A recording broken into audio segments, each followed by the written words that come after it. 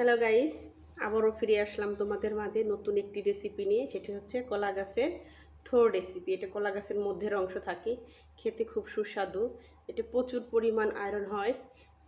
যাদের আয়রনের ঘাটতি আছে তারা এই সবজিটি রান্না করে খাবেন, আয়রনের ঘাটতি কমে যাবে আশা করি।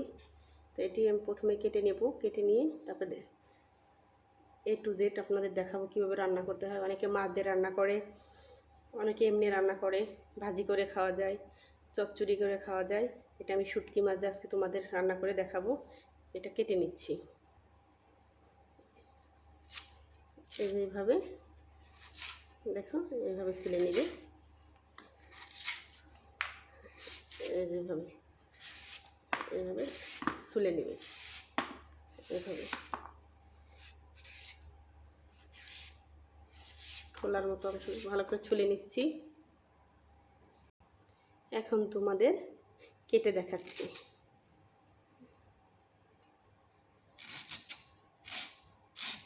মোটা পাতলা যেভাবে ইচ্ছা কেটে নিতে পারেন। এখন আমি কুচিয়ে নিচ্ছি, আলু ভাজির মতো কুচিয়ে নেবেন। এইভাবে পাতলা পাতলা সেলাই করে কেটে নিচ্ছি আমি। দেখেন গাইস,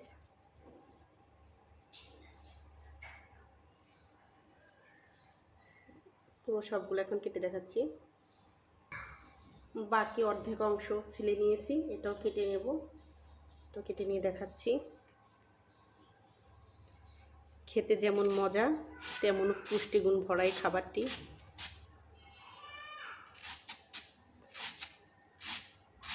যাদের আয়রন কমে যায়, বাচ্চাদের আয়রন কমে যায় আর বাড়তে চায় না, তারা একবার হলেও এই খাবারটি রান্না করে খাবেন ও বাচ্চাদের রান্না করে খাইয়ে দিবেন। আশা করি আয়রনটা দ্রুত বেড়ে যাবে।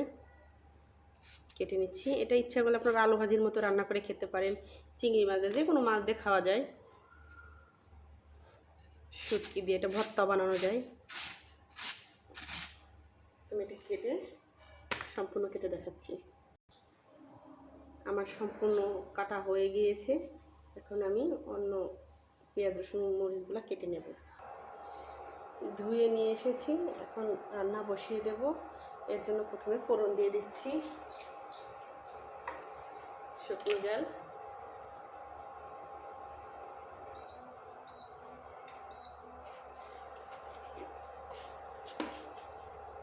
সামান্য কালো জিরা,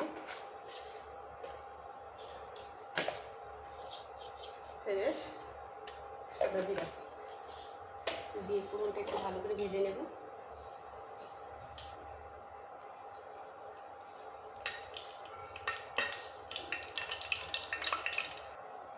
ভেজে নেওয়া হয়ে গিয়েছে। এখন কেটে রাখা পেঁয়াজ কুচি, রসুন কুচি ও কাঁচা লঙ্কা ফালি দিয়ে দিচ্ছি।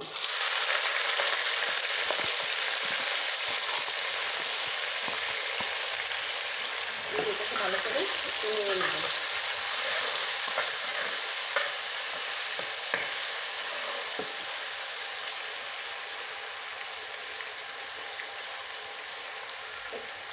শুটকি দিয়ে দেবো। শুটকিগুলো কেটে ভালো করে ধুয়ে রেখে দিয়েছিলাম, শুকনো তেলে নিয়েছিলাম, শুকনো করে আর কি ভেজে নিয়েছি, চালা বা ভাজা একই, যে যেটা বলেন। এখন শুটকিগুলো দিয়ে দিচ্ছি।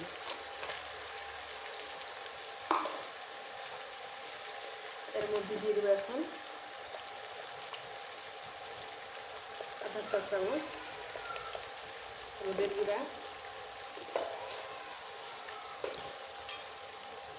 দিয়ে ভালো করে একটু মিশিয়ে নেব, একটু ভেজে নিচ্ছি।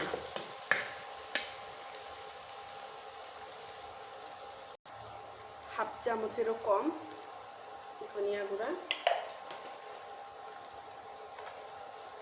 দিয়ে দিচ্ছি, স্বাদ মতো লবণ দিয়ে ভালো করে নেড়ে এখন কেটে রাখা কলার থোড়টা দিয়ে দেবো।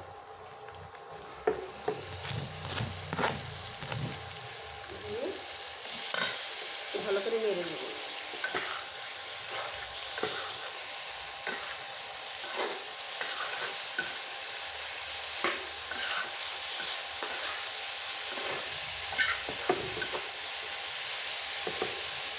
ভেজে নিচ্ছি। ঢাকনা দিয়ে ঢেকে জাল করে নেব। ঢাকনাটা উঠে নেড়ে নেব, খেয়েছি এখন নেড়ে নিচ্ছি।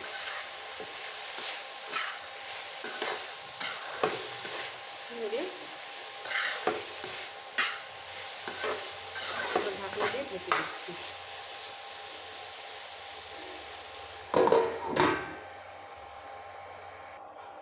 ঢাকনাটা তুলে এর মধ্যে দিয়ে দেবো ধনিয়া পাতা কুচি আর ভেজে রাখা জিরা গুঁড়ো দিয়ে নেড়ে নেব, নেড়ে নামিয়ে নেব। আমার ভিডিওটি যদি আপনাদের ভালো লেগে থাকে অবশ্যই লাইক কমেন্ট শেয়ার করবেন, সাবস্ক্রাইব করে আমার পাশে থাকবেন, পাশে থাকা বেল বাটনটি বাজিয়ে দিয়ে আমার সঙ্গে থাকুন। নতুন নতুন ভিডিও পাওয়ার জন্য এখন আমি নামিয়ে নেব। তৈরি হয়ে গেল আমার মজাদার কলার থোড় রেসিপি। কলার গাছ বলতে পারেন, যে যেটা বলতে পারেন। সবাই ভালো থাকবেন, সুস্থ থাকবেন। ধন্যবাদ। একবার হলে বাসায় ট্রাই করে দেখবেন এই রেসিপিটি।